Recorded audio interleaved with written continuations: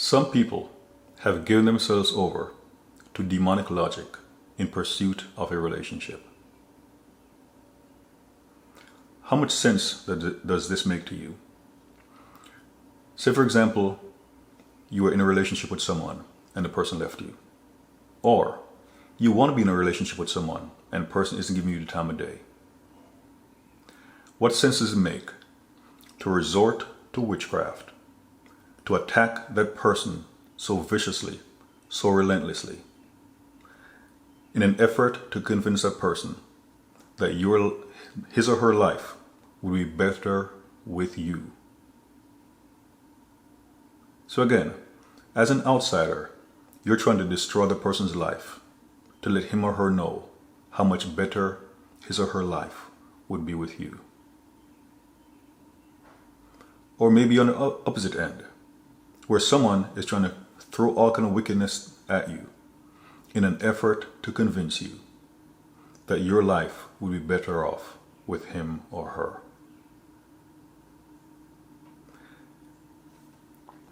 If someone is willing to do that, as an outsider, how much worse they would be as an insider. There's a saying, what you do to get a relationship is what you have to do to keep it. So if things start going awry in a relationship and you want to take a break or you want to leave, you know what the person's going to do. The same kind of mess the person did to get you. But for some people, they've sold themselves to Satan with a thought that if they throw all kind of manner of evil at you, that's going to convince you to get with them or to get back with them. In the story of the prodigal son, we don't see anything about the father working witchcraft. The father let the son go, the son fell on hard times, and the son, of his free will, decided to return to his father's house.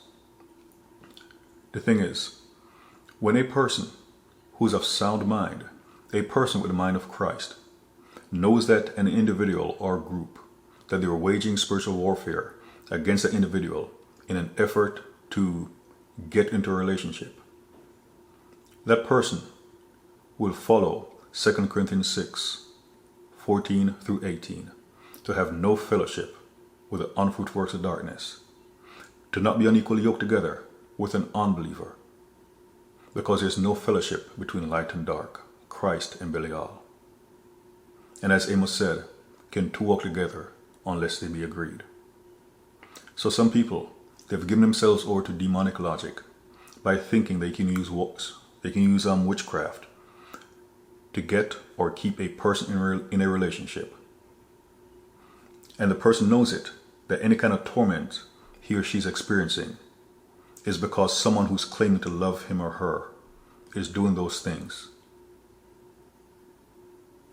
As I said that, I remember a friend sent me this video of a man who was going through deliverance.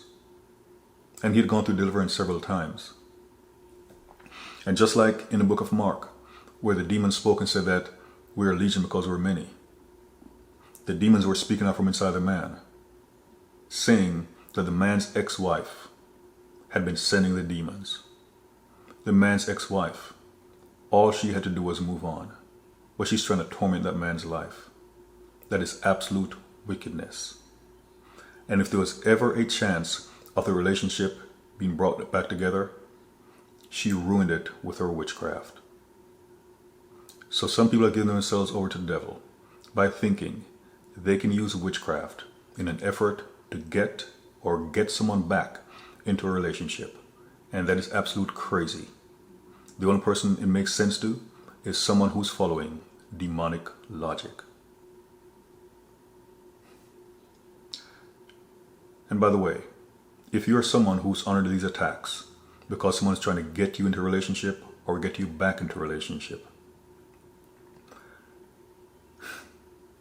I don't like using absolutes, but say don't ever get into a relationship with a person. Learn the lessons of Samson. Samson had a wife who in Judges 14, she wore him down to get the answer to the riddle so she can So she could have told her countrymen, the Philistines. Samson learned that lesson when he spoke about they wouldn't have found out the answer if they had not been plowing with this heifer. Judges 16. Delilah came to the picture. She's the same tactic, trying to wear Samson down to tell her the source of his strength. He should have gotten rid of her and kept her away because she showed her true colors. When a person shows you that he or she is that wicked, that a person would go use that demonic logic to try to use evil against you, to try to use evil to accomplish what they think is good, to achieve evil what they think is godly.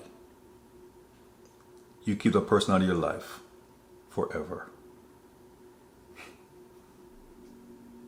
Demonic logic. It has people doing stupid stuff. But there's a place called hell.